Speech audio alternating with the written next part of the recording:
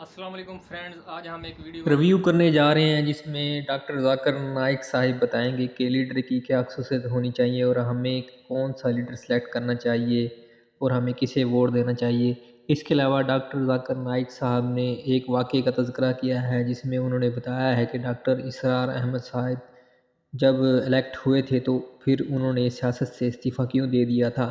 तो आप वीडियो से एंड तक बने रहिएगा और इस वीडियो को लाइक शेयर ज़रूर कीजिएगा। तो चलें हम अपनी वीडियो का आगाज़ करते हैं। The next question is from Aliza Fatima. She's studying MBBS from Pakistan. When a corrupt leader is elected, we are also responsible for the sins he commits as a leader. What should be our priorities while electing a leader? In today's circumstances, when we cannot find a loyal and honest leader, what should we do? Should we give our vote or waste our right to elect? A similar question is posed by Majid Khan from Hyderabad, India. What are the qualities which we should look for in today's age for selecting a leader for the Muslims? According to me, Dr. Zakir Naik would be my best choice to lead the Muslim Ummah today. Basically, the question posed here is that in today's world, most of the Muslim leaders are dishonest, they are corrupt. So who should we choose? Or should we let our vote go in waste? And the second question is that what are the qualities that a Muslim leader should have?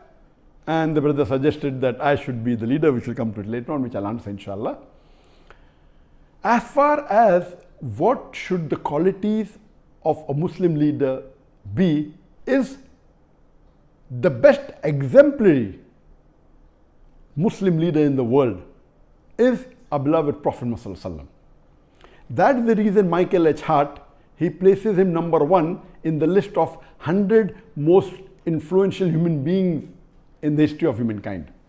Imagine he, being a non-Muslim, places Muhammad as number one. And he says that Prophet Muhammad, peace be upon him, was not only successful as a religious leader, he was even successful as a social and a political leader. Because of that, he placed him number one. That he was not only a successful religious leader, he was also a successful social and a political leader. So the best example of a political leader in the world today we have is Prophet Muhammad, peace be upon him. After that, we have the example of the Khulafa Rashidin, Hazrat Abu Bakr, Hazrat Umar, Hazrat Usman, Hazrat Ali. They are best examples for us after the Prophet. And that's the reason Michael H. Hart, he places Umar al-Khattab radiallahu anh, may Allah be pleased with him, as number 51. Because he was a very successful leader. So if today, unfortunately, I don't know of any Muslim leader who is anywhere close to the quality of leadership of Prophet Muhammad, not even 0.001%. Leave aside that, not even close to Hazrat Umar radiallahu anh. Umar bin Khattab, mashallah, he was so successful that he expanded the rule of the Muslim empire, mashallah. And if you read his seerah, you will find the example how a Muslim leader should be. Unfortunately today, none of the Muslim leaders, we have about 56 to 57 countries in which majority of the people are Muslims. In some country 100%, some more than 95, some more than 90, some more than 50%. There are about 57 countries in the world out of a little bit more than 200 countries. That means more than 27% of the countries in the world, there are countries in which Muslims are in majority. Unfortunately, none of these leaders are anywhere close to Umar al-Khattab radiallahu anh. Nowhere close. And if you read the seerah of Hazrat Umar, may Allah be pleased with him, he told his family that if any of my family members break any of the rules, they will get double punishment. Because the family of a caliph should be following the rules much more than others. If they break any rule, they will get double punishment. And you have several examples. Unfortunately, we find today that most of the Muslim leaders, they are more, as the sister rightly asked the question, that most of them are corrupt, most of them are dishonest, they are involved more in making money for themselves, unfortunately. Just let me give you an example of Hazrat Umar radiallahu anh, that when he was the Khalifa, he had two of his sons, Abdullah and Ubaidullah, may Allah be pleased with them both. When they went to the governor of Basra, when they were passing Basra, the governor called them and he was very happy to meet them. He said, what can I do for you? Then he said, why don't you give this amana to Amirul Mu'minin, to your father, the Umar al-Khattab radiallahu anh. But I give you permission that on your way you can utilize the money for business, and when you get the principal amount back, keep the profit, and you can give the principal amount back to Amirul Mu'minin. So both the sons of Umar radiallahu anh, they take the money and on the way they do business and they get a huge profit, and they go and give the principal amount to their father Amirul Mu'minin, and they say, this is what the governor of Basra said and this is the amana. So Hazrat Umar was angry and he asked his sons that, did the governor give this money to somebody else? They said no. So how come he has given it to you? So Umar radiallahu anh commanded to his sons that give the principal amount as well as the complete profit. Give everything to Baitul Mal. Then the people who were close to Hazrat Umar radiallahu anh, the other Sahabas, they told that this is a business deal and the permission was given by the governor. So what is their fault? And if it's a business deal, we are allowed to do that. So finally, after a lot of discussion, when they said that, he should change his ruling, then Hazrat Umar radiallahu anh said, okay, fine, give 50% of the profit to the Baitul Mal. So we see he was so strict and he made it a law that any of his governor, before they appointed, he checks their wealth. And once they relieve the post, he checks their wealth again. And he allows only a small percentage of increase. Anything more than that, he said, give it to Baitul Mal. Not that he accused them of corruption. No. He said that means even if you spend more time in the worldly affairs, you are not fit to be a governor. If you want to be a governor under my rule, you have to give your pure time to your duty. Even if you make money, honestly, that is not your purpose. Unfortunately, we see today in the Muslim Ummah, most of the Muslim leaders, they are far away from the deen. If you just take the basic concept of Salah, I believe more than 50% of the Muslim leaders, they may not be offering 5 times Salah in congregation. There may be a handful, just a small percentage who may be offering 5 times Salah, that also in a congregation. So unfortunately, the state of the Muslim Ummah today, we have gone far away from the Quran and Sunnah.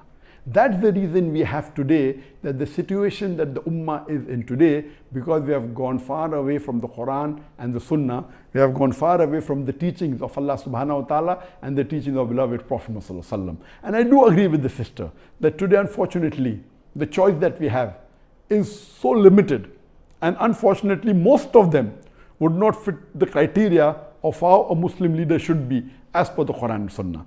So what should we do in this situation? What we have to do is that we have to select the best of the worst. And if we analyze,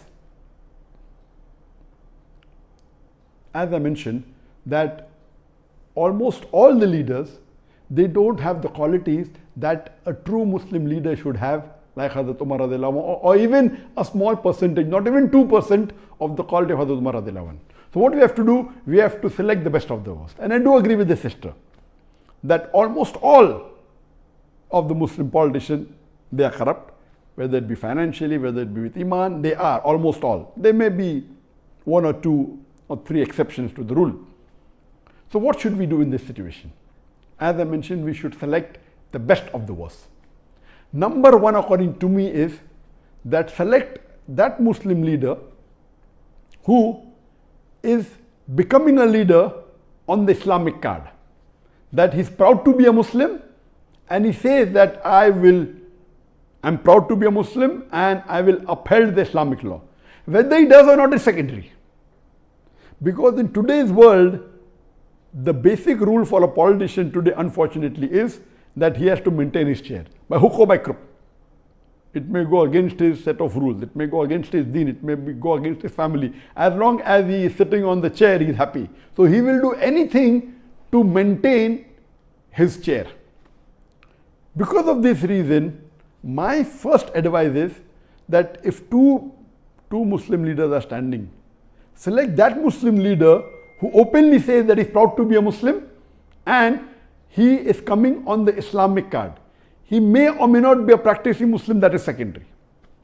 I will go to the extent of saying that if there is one Muslim leader who is practicing Islam 20%, but is coming on the secular card, he is not saying that I will protect the Muslims, I will follow Islam. And there is another Muslim leader who is following 10% of Islam, but is coming with the Islamic card. He is openly saying that I will protect the religion of Islam, I will protect the Muslims. Better select the person who is following 10% Islam as coming with the Islamic card rather than the other Muslim leader who is following 20% and is not coming on the Islamic card, because the person who is not coming on the Islamic card will not go out of his way to follow the Islamic principles, because that was not his trump card to win the election. Whereas the other Muslim leader who may not be following Islam as much as the other person, both are below average, but at least because he's come with the Islamic card, he will see to it that he'll make more masajid. He may not pray salah, but he'll see to it he will make more masajid, more mosque. He will protect the law of Islam. He will help the Muslim, because his trump card to win the election was the Islamic card. This is a very key point. Unfortunately, and we know, as the sister rightly said, that majority, almost all are corrupt. So, but if you have a corrupt leader who's coming with the Islamic card, is better than a corrupt leader who's coming without the Islamic card. There are maybe 1, 2 or 3, if we search in the Muslim Ummah, who may be following majority of the faraiz in Islam. But they may not be having the acumen to be a good leader. We have on the other example some Muslim leader who I have praised in my speech. They may be bold, they may stand for justice, they may not be following Islam to the T. They may not be offering 5 times salah, may be offering maybe a few times in a week. But they may openly protect the Islam because that is their principle, but they are not doing it for the Islam because they are doing because that is what they feel is right. They are more for the cause of humanity, but Islam is far above humanity. So because of that, they may bring a voice in the international media, but their practice may not be Islamic. So such leaders may benefit in one particular aspect of Islam to the Muslim Ummah, but on the other hand, they may be a danger. So that is the reason I personally prefer that you select those Muslim leaders who, number one, are proud to be Muslims. Unfortunately, when you look at the Muslim leaders, most of them, they're not following the Sunnah. I'm giving a small example of keeping a beard. It's not a big thing. To keep a beard doesn't take any effort. But our beloved Prophet Muhammad said, it's mentioned in Sahih Bukhari, in volume number 7, hadith number 5892, that the Prophet said that do the opposite of what the mushriks do, what the unbelievers do. Grow your beard and trim your mustaches. According to all 4 schools of thought, all the 4 Aimmas, keeping a beard is fard. It's such a small effort. But yet, unfortunately, majority, more than 75% of the Muslim leaders who are men, they don't have a beard. Why? That means they're not proud to be Muslims. That doesn't mean if you keep a beard, you have fulfilled all the requirements. No, please don't get me wrong. In requirements, you have to follow the 70 major sins and see how good the person is. So what we have to realize, my basic point here is that select those Muslim leaders who are proud to be Muslims, even though they may be less in practice. A person who is proud to be a Muslim and a practicing Muslim, it is the best. Who's practicing and doing all the faraiz, I don't think so. If you search, you may find one or two, but on the face of it, I cannot. They may not be good leaders, but they may be following the farais. So here, see to it that you elect those who are coming with the Islamic card and those who are proud to be Muslims and present themselves as Muslims, are not shy when they meet the non-Muslim leaders. They're not shy to present themselves as Muslims. Now coming to the second part of the question, that these criterias, the best is read the seerah of the Prophet and seerah of Hazrat Umar radiallahu anhu, Hazrat Abu Bakr, Hazrat Usman, Hazrat Ali, and you see the examples in their life, how honest. And none of these leaders, they wanted to become leaders. The hadith of the Prophet, anyone who wants to be an Amir, wants to be a leader, is not the right person. Here we find that most of the leaders want to be leaders. In the Islamic teachings, a person who himself wants to be a leader should not be made the leader. The other people who make him, and all the Khalifas, they were made by others. And you have these examples. As far as the question posed by the brother Masjid, that he feels that Dr. Zakir Naik is the best choice, I'm sorry, I disagree with you totally. I don't have the qualities to be a leader at all. And I don't consider myself. And what I've seen in my life, in my personal life, I've seen that many religious people, when they enter into politics, almost all of them went away from their deen. I know several scores of Muslims who are very good practicing Muslims, who are offering 5 times Salah, who are very honest, and they give such beautiful lectures. But the moment they entered politics, they got corrupt, they got influenced. Because unfortunately, the ummah that we have today, they are not like the Sahabas at the time of the Prophet and Khulafa Rashidin. Our Khulafa Rashidin, first they would take decision thinking, what would Allah want me to do? They were more scared of disappointing Allah. Today, our politicians are more interested in how it will benefit them personally.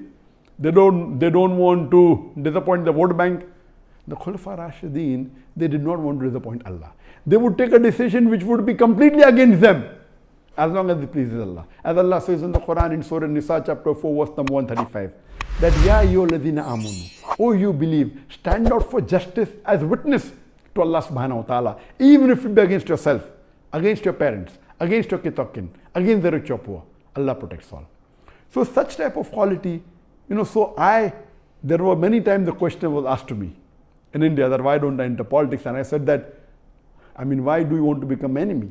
I have to jokingly tell them.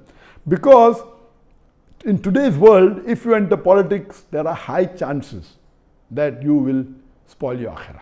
Very high chances. Because the way the ummah and the society is made, that if you want to live and remain in that seat, you will have to compromise on your principles. And the best example I can give you is of Dr. Israr Ahmad. Dr. Israr Ahmad, you know that mashallah, he was a very great da'i, and he gave tafsir of the Quran, he was very knowledgeable, he was popular, and he stood for election, and he won the election. After he won the election, he got a member of parliament, he was made, and he was given some post, and after a few months he resigned. He said, they're asking me, what should be the width of the road? That's not what I'm made for. When I'm giving them Islamic solution, they don't want to listen. He immediately resigned. So a good person who is following the deen, he will either have to give up his deen or give up his position. And whatever Dr. Israr Ahmad did was the best. There may be few people like Dr. Israr Ahmad who may be Islamic and may have got into politics, but I don't know anyone who's a leader. May have come on a lower position, not as the head of state, and may be following the deen. But the way the society is made today, our ummah, you will either have to give up the post that you're in or give up the deen. So first of all, I'm not fit to be in that position. Neither do I want to spoil my akhirah. I'm very happy in being a da'i, and I'm very satisfied with Allah subhanahu wa ta'ala, whatever name. दोस्तों अगर आप लोगों ने अभी तक इस video को like नहीं किया तो लाइक कर दें। आप इस वीडियो को लाजमी लाइक कर दें। लाइक करने से हमारी हौसला अफजाई होती है ताकि हम आपके लिए मजीद इसी तरह की इन्फॉर्मेटिव वीडियो लाते रहें। तो दोस्तों इसी के साथ हमें इजाज़त दीजिएगा। अल्लाह हाफ़िज़।